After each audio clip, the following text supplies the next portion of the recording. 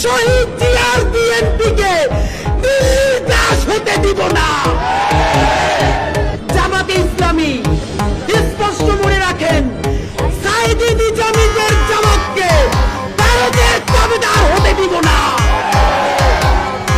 এনসিপির ভাইয়েরা মনে রাখো, শত শত জুলাইয়ের রক্তের মধ্য দিয়ে নেতা হয়েছে তোমরা।